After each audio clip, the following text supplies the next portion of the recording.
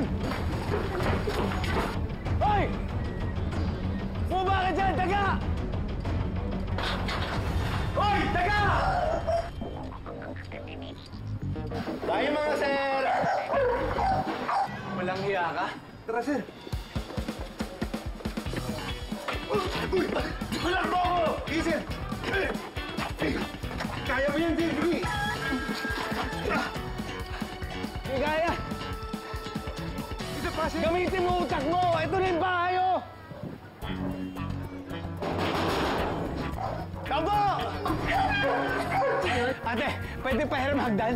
Wala po kaming hagdan, sir. Wala. Opo. Sige. Tara, tara!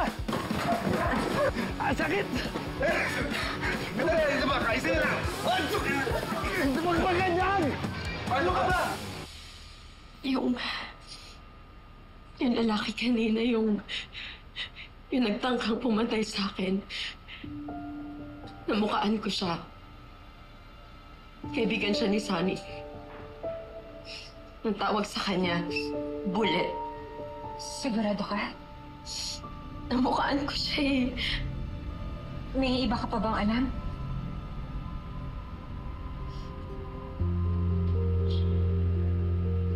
Ma'am, matagal ko na talagang kutob to eh. Tingin ko ang kilala ko kung sino yung amo nila, yung nag-uutos sa kanila. Tingin ko siya rin yung nagpapapatay sa akin. Sino? Si Victor Santiago. Mga kababayan, huwag naman po natin bastusin si Mayor. Mayor natin yan eh. Kawawa naman, eh matatalo na nga, binabato niyo pa na itlog.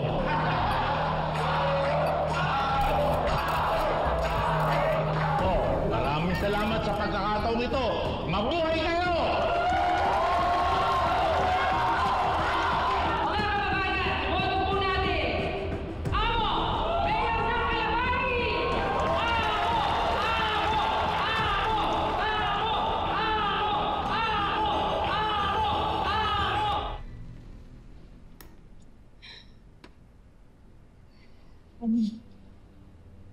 O paano ka nakasigurado na si Victor Santiago yung boss ni Sunny at Bullet? Makinig kayo sa akin. May naaalala ko. Dati may sinabi sa akin si Sunny tungkol dun sa trabaho niya na may kailangan daw siya asikasuhin. Hindi ako naniniwala kasi akala ko baka nang bababae lang siya. Kaya sinundan ko siya.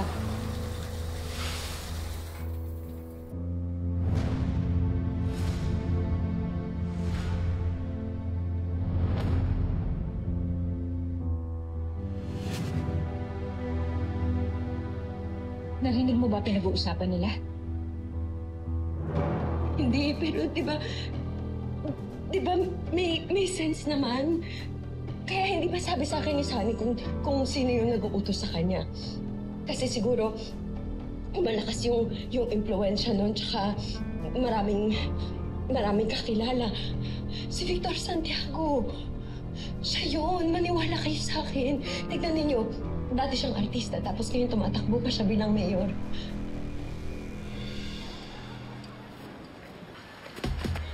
Hoy! Daga! Walang hiya ka. Dito ka lang pala dadaan. Sabi na mo!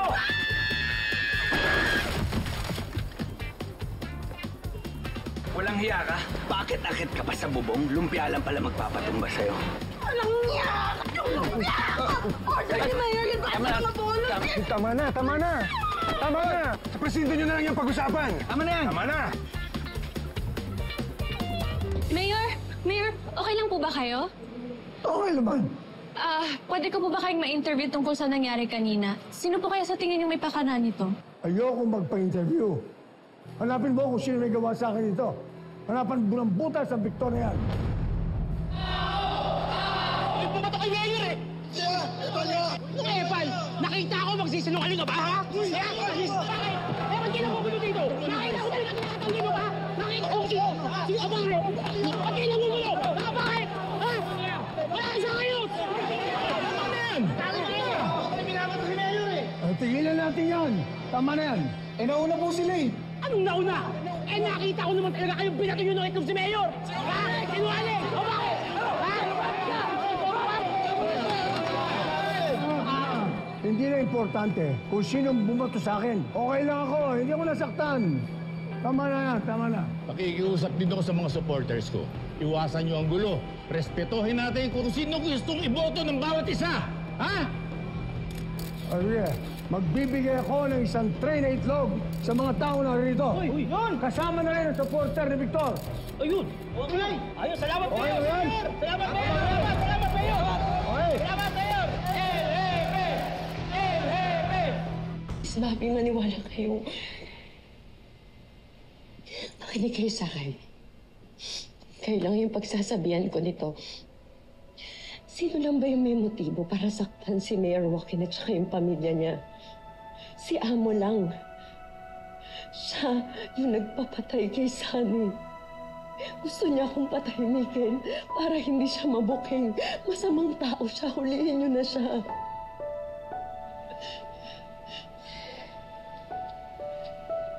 Hindi ganun kadali yun.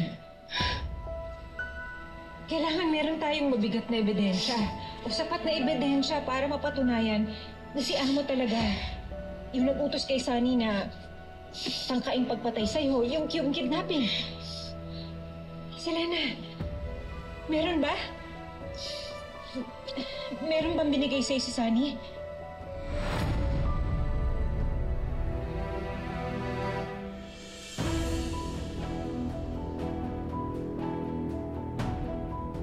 Wala talaga, Miss Bobby.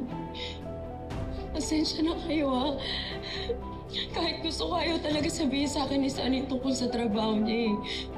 Pero maniwala ka sa akin, masamang tao si Amo. Paniwalaan niyo ko.